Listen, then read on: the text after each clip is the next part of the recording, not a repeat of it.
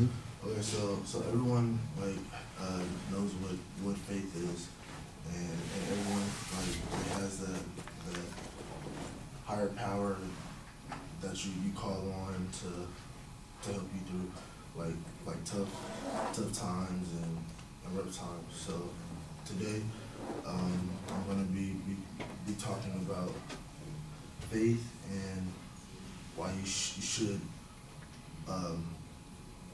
have faith. So my first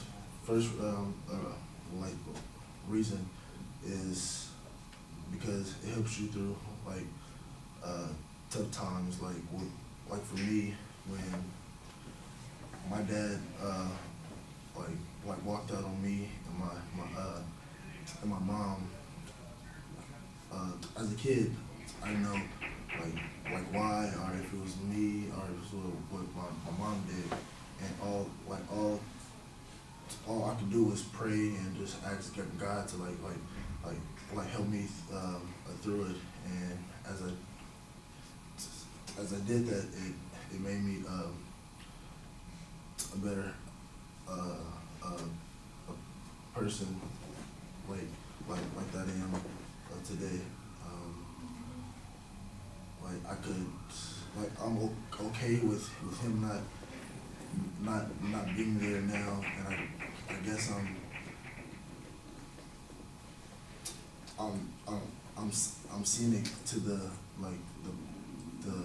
pain and the loss of family. My next reason would be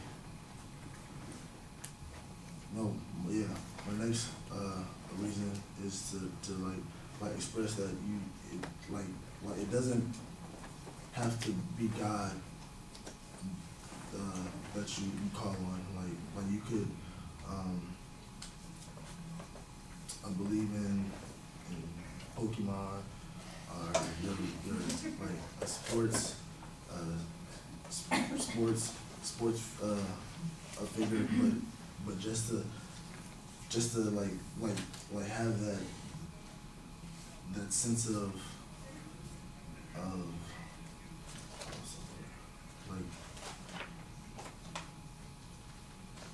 relief and sacred a feeling to know that if you pray to that person, that everything will be okay, and just have faith to just put it in that person's or that thing's hands, and just go with it.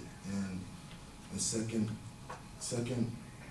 Corinthians chapter 5 verse 7, it says we walk by faith and not by sight. And it just shows that you have to have faith, because if you just go and just with the flow of stuff, then it's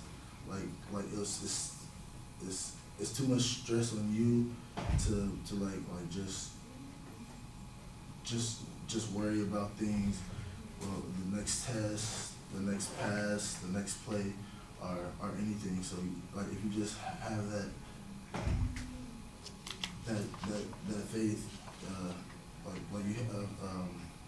you have a sense of comfort. And then my last reason is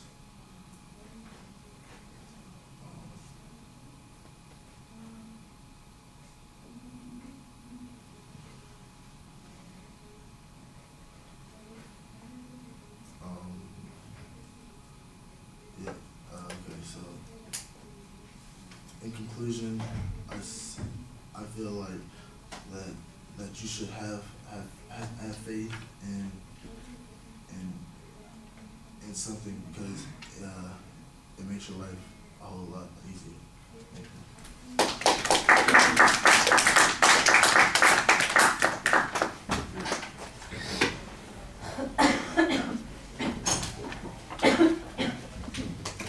All right, PJ. So I think the opening was good. You had your specific purpose statement, made it clear on what you're going to talk about. I think in the middle, you should maybe, I know you never had them this semester, but I think you should probably have had some index cards to help you remember what you're going to say, because it seemed like you had a thought, then you sort of lost in, maybe because of nervousness or whatever. And then at the end, it seemed like you could make another point, then all of a sudden you just skipped at the conclusion. It just kind of threw me off. I think overall it was a good speech. You just needed to plan it out a little better.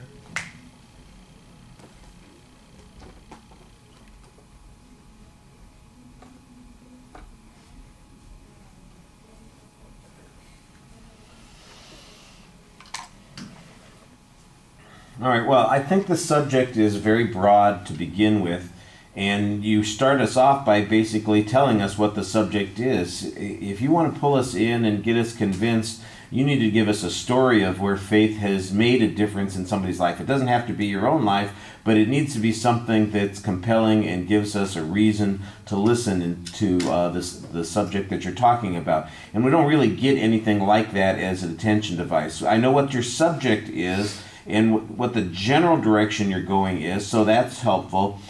You do have a couple of points that you set up as a structure, but they are very vague and abstract, and they basically become the spots that you're going to be able to use to hang ideas on, but not necessarily build an argument on. It just feels like it's a skeletal outline of a vague idea without really developing any particular argument or very strong point of view. And as a good example about how it's problematic you don't have a strong point of view, at one point you're talking about how you could have faith in anything, like Pokemon or some sports figure. I don't know that it's a good idea to put my faith in some sports figure and let my life be guided by that, or Pokemon for that matter. It really feels like you're winging it here, and that you have an idea for a speech, you have a subject that you want to talk about,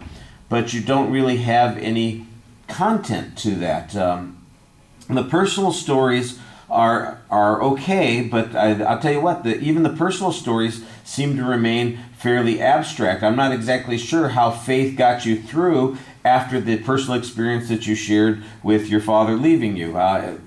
You need to tell us how you were redeemed by your faith, or how it helped you respond in kind and get through that situation or context, or how it's led you to the particular point that you're at right now, because I don't really get any sense of that, except that you said that you had faith, and it becomes its own self-fulfilling prophecy here. It must be because I had faith that I managed to get through this, and I don't know that there's really much proof of that. It just feels like a slightly better planned impromptu speech rather than a persuasive speech that you have thought about, considered, and found information to support, and believe that you're going to have an influence on people by sharing your story in this context. It just is underdeveloped. On the presentation issues, I appreciate, like PJ said it, I appreciate the fact that you're not reliant on notes, but you need to talk to us. And what you're doing is it's like PJ was doing a little bit when I said before, I can see you thinking in front of us, but not always talking to us. You start off kind of looking at the ground in front of, you're not staring at the ground literally, but you're not looking at us, you're looking down towards us, but not really looking at us and engaging us. And it really seems like you're just kind of thinking in your head out loud for us and not giving a speech to the audience that's right in front of you. And I think that that's really not where you want to be. If this was some inspirational story that you were sharing in church, it would be so vague that it might be disappointing.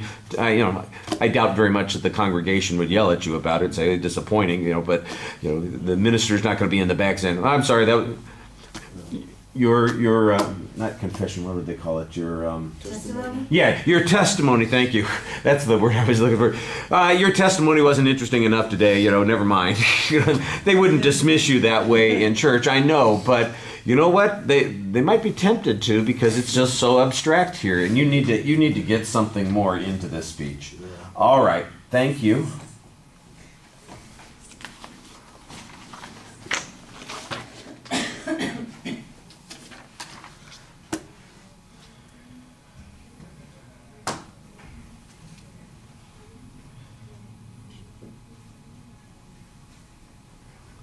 All right. Well, Ileana's not here again.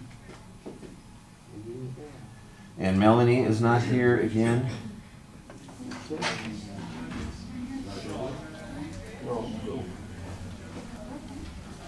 Nick, have you got a speech to give? I just need evaluation form.